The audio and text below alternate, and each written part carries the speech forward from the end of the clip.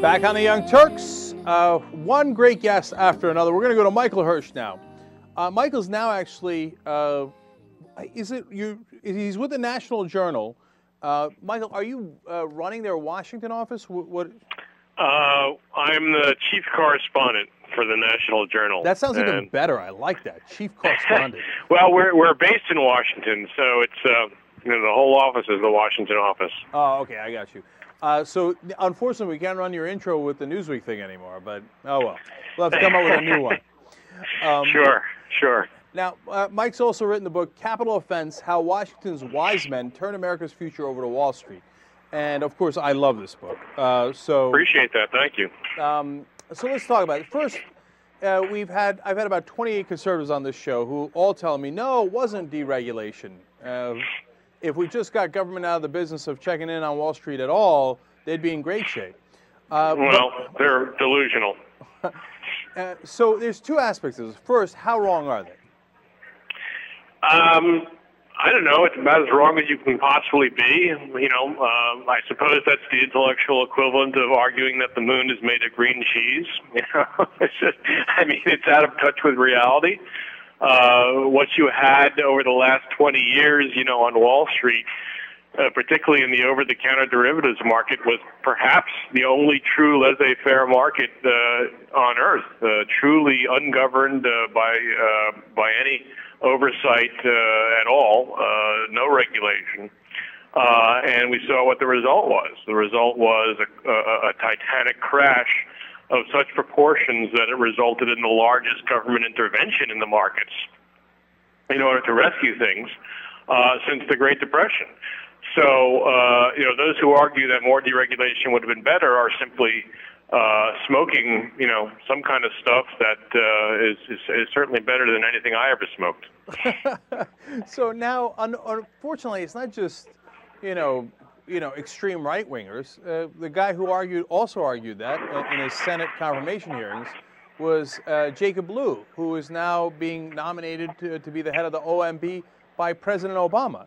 He was with Citigroup, and when Bernie Sanders asked him, he said, "Oh no, I don't think deregulation was the proximate cause, and I think these problems existed before deregulation, and I just don't see that as the problem." So that leads to the question of why is President Obama continue to pick guys who are so monumentally wrong on this? Well, look, I think that there's one thing Obama has shown us all in his nearly 2 years in office is that he is not the agent of change, as Paul Volcker once termed him, that many people thought he would be. He's a middle of the road guy. He's a somewhat conservative pragmatist with certain longings to change the world and America. But if you look at what he does rather than what he says, he's taken a very, very conservative approach, and that has included picking people who were vested in the old system. Chief among them, Larry Summers, his chief economic advisor, the guy who just this week announced he was going to step down, was part of this great deregulatory brigade in the 90s. And I think that Obama just didn't fully realize how deep and systemic this problem really was. As one person told me for the book, he didn't run for president to fix derivatives, and I think that's true.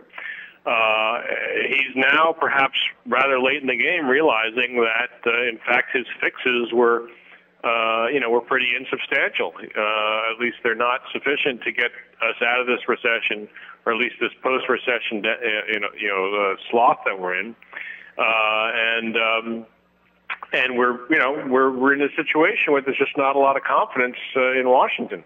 See, Mike, the problem is I don't think he's learned a lesson. And I say that based on, Peter Orszag, it turns out in hindsight, I didn't know, was a fairly conservative guy. He comes out of the OMB, and then his first column says, hey, we should do tax cuts for the rich for the next 2 years, which blew me away. So now his replacement, Jacob Lew, may be more conservative, right? So now Larry Summers is finally gone, thank God, but then the guy who's going to replace him, now they're saying it has to be some sort of, Fortune 500 CEO or something, because because Obama's too anti-business. So what is it? Is he? You've talked to his advisors. Is he too intimidated by the right wing, Is he just an establishment guy? What's the answer? I think he's an establishment guy. I think he's a consummate politician and a pragmatist who thought he could win over, take command of the center, win over some on the right, win over centrist Democrats, many of them beholden to Wall Street or big business. And, I don't think he ever was really a progressive. And, I think that's one of the great ironies of that comment he made when he was campaigning. He kind of dissed Bill Clinton and said, well, the real transformational president was Ronald Reagan, who changed the U.S. in a way that Clinton never did. The irony of that is that we're now at a period when Reaganism should really be over, when this period in which markets were simply allowed to run free, and I mean financial markets in particular. I don't think necessarily deregulation of other markets is always that bad. But we're in this period when, that sort of Reaganism overreached and it needed to come to an end, and Obama turned out to be more like Bill Clinton than Ronald Reagan on the other side. I mean, he turned out to be much more of a middle-of-the-road guy. And I think that's the president we've got, that's who he is. I don't think everyone keeps wondering, when is his progressive side going to show up? I don't think he is a progressive. Wow. All right. And look, at this point, the evidence is clearly on your side. So, but let me broaden it out a little bit, too. And we're talking to Michael Hirsh. He's the chief correspondent for the National Journal, and he wrote the book Capital Offense, How Washington's Wise Men Turn America's Future Over to Wall Street. Now, what you write about is the last 30 years, too. So what happened to Washington in the last 30 years where we handed it over to Wall Street? What changed systematically? Well, it was an evolution, and that's the key thing that people need to understand about this financial crash in which, every major firm was in danger of going under. Every CEO of every Wall Street firm did not know what was going on at his own company. And this crash was, titanic, like nothing we've seen, even including 1929, I think. In terms of its dimensions. This just didn't happen. I mean, it doesn't, it's not just some subprime mortgage bubble. It took a long time for these kinds of products to develop. It took a long time for these practices to go so completely unmonitored that they grew into the trillions and trillions of dollars and infected the whole system. And that's exactly what it was. It was a long period of a few decades in which, started with the Reagan Revolution, which I think was a somewhat legitimate, counter-revolution against big government. But then that began to overreach. The counter-revolution overreached. And it got to the point where you could not say supervision of markets. You couldn't talk about government intervention of any kind. It became an act of heresy to do so. And and where the most dangerous thing began was when people forgot about the difference in financial markets and how crazy financial markets get. Something we had learned in the Great Depression period, but was forgotten during this sort of free market fundamentalism of the last 30 years. And of course, it was all turbocharged by the end of the Cold War, which seemed to debunk the idea that governments could do anything well at all. Namely, the collapse of the Soviet bloc and all of these command economies. So it was just this long era in which free markets and market thinking came to have the dominant voice, and where Wall Street during this period, enfranchised by this thinking, began to have the whip hand over our economy. And that's what we have now. We have an economy that is completely in the thrall of Wall Street in terms of time horizons for corporations, in terms of compensation structures.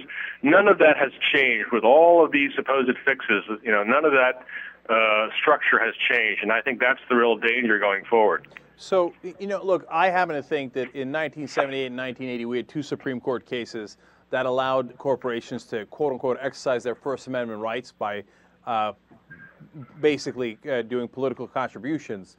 And I think that systematically eventually just took over the system. And eventually they bought the Republican Party, and eventually they bought the Democratic Party. Eventually they bought the justices, which was even more important. Justice Powell, before he got on the bench, said, hey, the best thing to do is to buy the justices.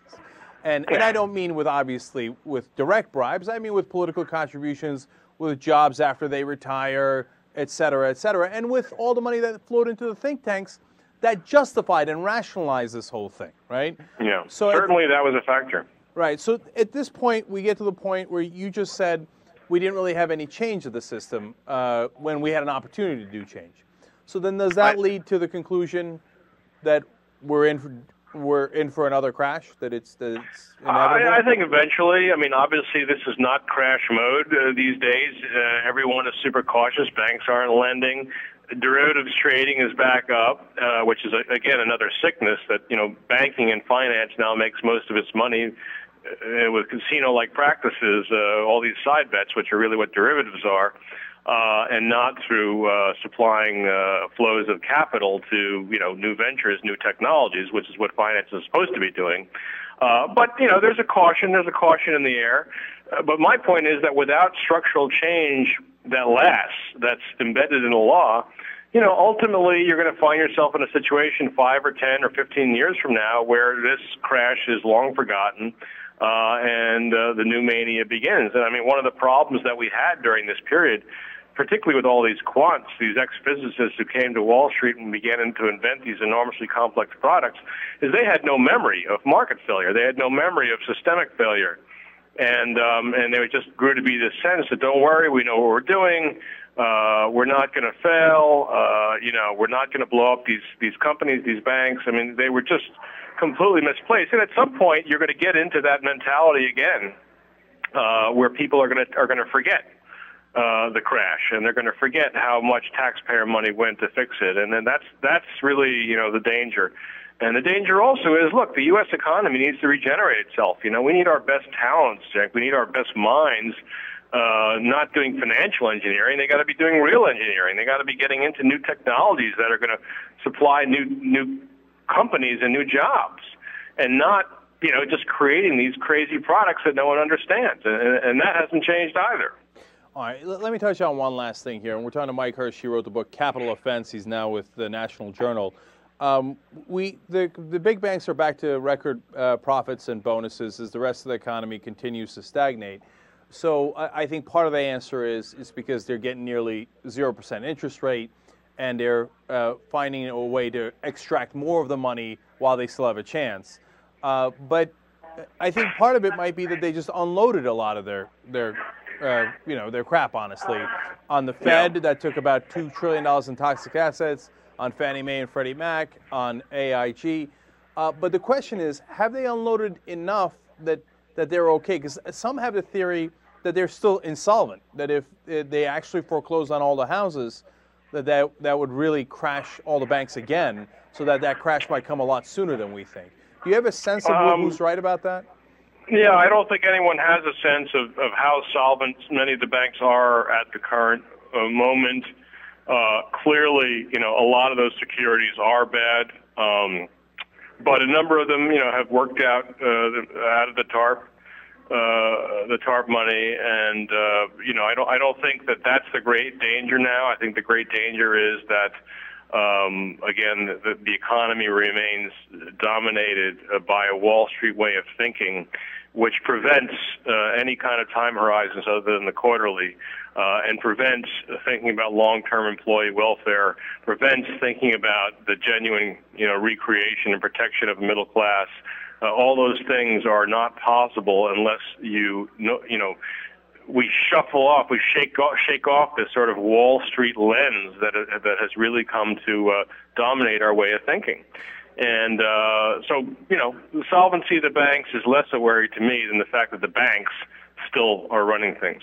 Mike, then one last political question then. I mean, is there, as I look at how that change would come about, how we stop being this free market extremists, letting Wall Street run things, what would it take for Democrats, whether it's President Obama or anybody else, to actually go in that direction instead of going further and further right? Because I fear that if they lose in 2010, they're going to do the same thing they've been doing for 30 years. Oh, my God, we messed up. We got to go further right, right? So what does it take to go in the other direction? Well, I mean, one thing you need is a person in there at a senior level who's going to be advising the right kind of advice. I mean, you need a progressive thinker like a Paul Volcker in there, the kind of person, as we said, he doesn't have. I do think, look, I mean, it's a foregone conclusion at this point that the Democrats are going to take a bad hit. If the Republicans do take over the House after November, at least that will make them vested in decisions that are made. One of the really, I think, pathological things going on right now in the politics is that the Republicans are completely cut out of the power equation, so they can say anything they want. They can simply obstruct and say anything they want because they know they're not going to be saddled with any responsibility for what happens. So, I mean, at the very least, if they take over the House, they'll perhaps begin to feel a little responsibility, and we may see some more dialogue. Not that I'm hopeful that's going to happen. I'm just saying that's the only prospect. Yeah, inconceivable. So, yeah.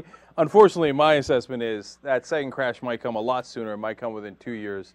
And then after that Possibly. crash, then we got to rebuild. And at that point, the country has the most momentous decision we will have in our lifetime to make.